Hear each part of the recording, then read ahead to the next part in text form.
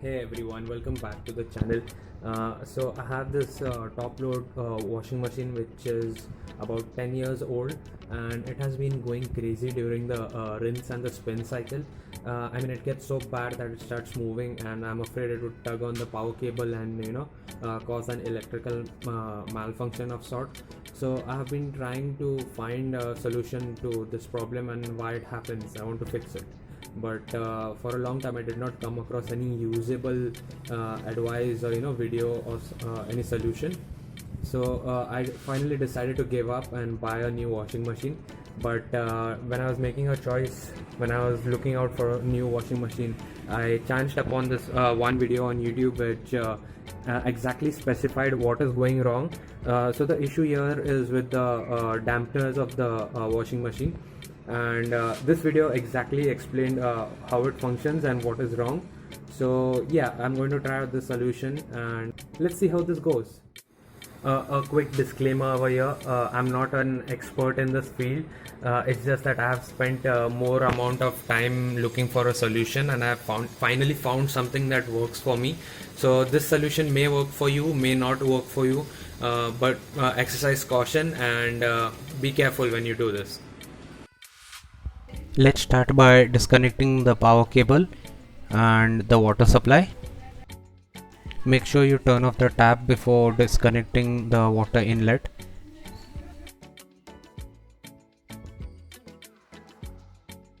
Now let's get the washing machine into an open work area. In case you do not have someone to help you out, then we can start by laying the washing machine on its side.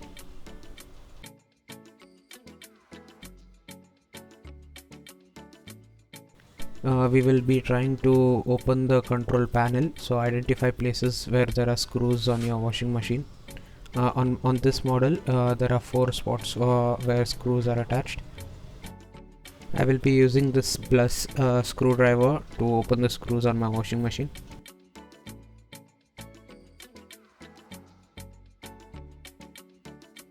Some screws may also be hidden away under rubber seals, so look out for that.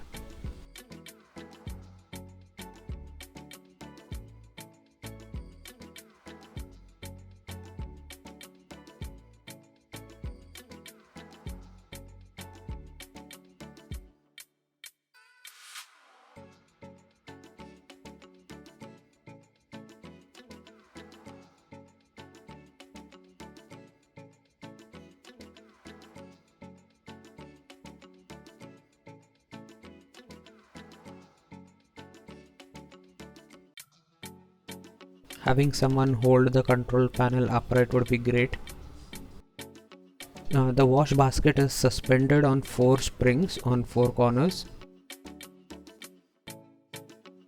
One end of these dampener rods are right angles, and these are wedged in these plastic cups. We need to remove the ends of the rod from this plastic cup. So for that we will need to put our hands inside and push the rod towards us. Be careful, over time the basket gets worn off and may develop very rough and jagged edges, so use a glove or just be careful. You may notice one side of this cup is open, so we need to turn the rod towards that side and pull it out. Repeat these for the remaining 4 rods. Go in a cyclic manner.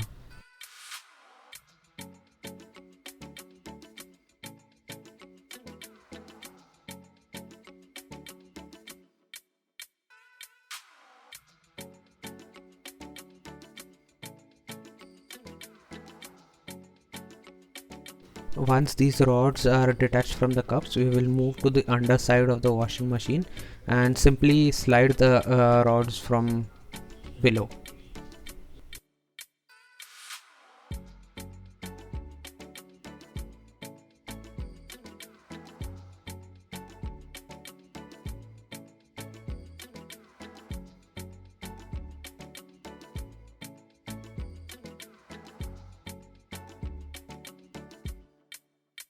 So basically these are the rods that cushion the weight of your clothes and the water in the washing machine tub. You may notice that this rod has two parts. One is the spring part and another is this white part. The spring part comes into use when the washing machine is having too much of load. For example, when there is water in the basket, this is during the wash cycle, so the spring gets compressed and does not bounce around much.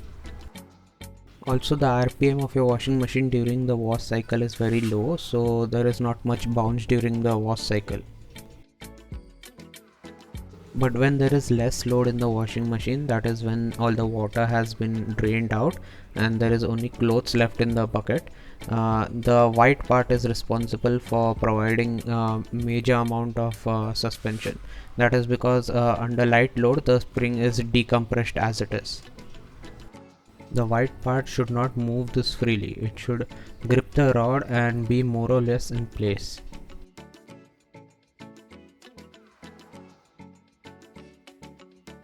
The reason why washing machine makes those typical train sounds during the rinse and spin cycle is because the white part moves around very freely, and once it starts moving around very freely, the bucket essentially starts bouncing on the spring, which is disastrous.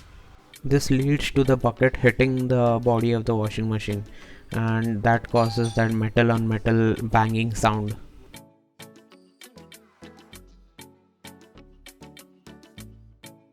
So what I have decided to do is use these cable ties to just pinch on these. If you see, these parts are split down the middle over here, like so.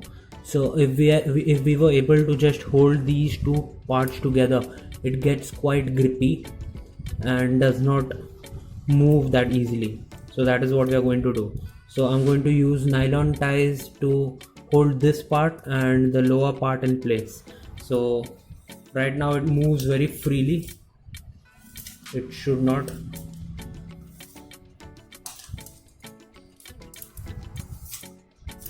It really should not move this free. So let's do this.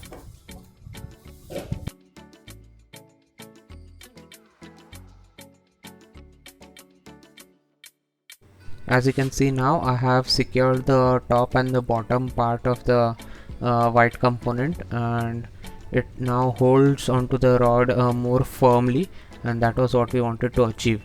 So I will be doing this to all the remaining 4 rods, and I will cut off the extra excess cable tie using a wire cutter or a electrical plier.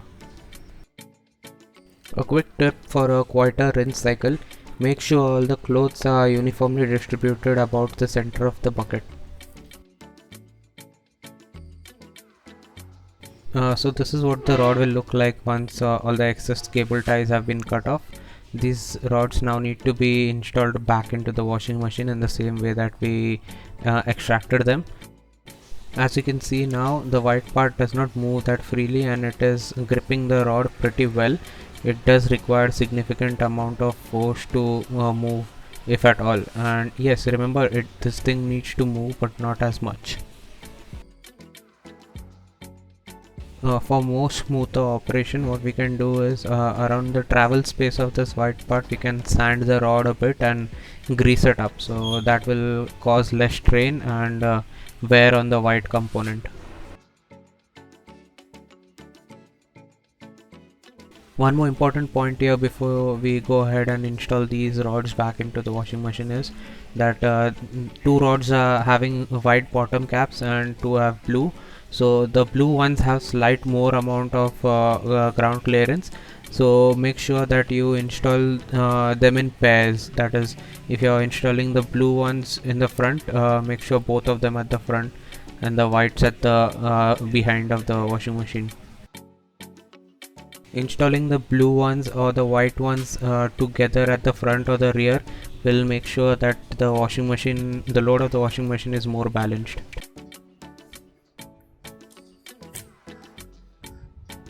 To reinstall the rods back again, start from underneath the washing machine and push them towards the top.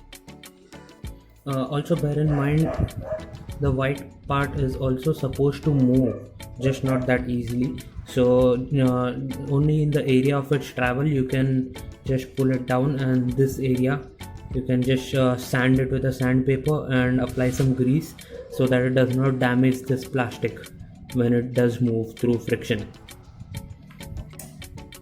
So I have pushed the rods from underneath the washing machine, and I will be installing them on the top now.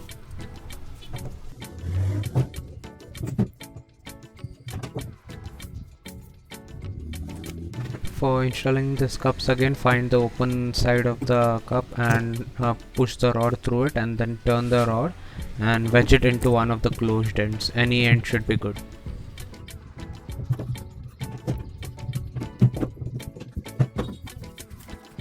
A quick fact here: during the spin cycle, each corner of the washing machine, that is each rod, is loaded at around 1300 rpm.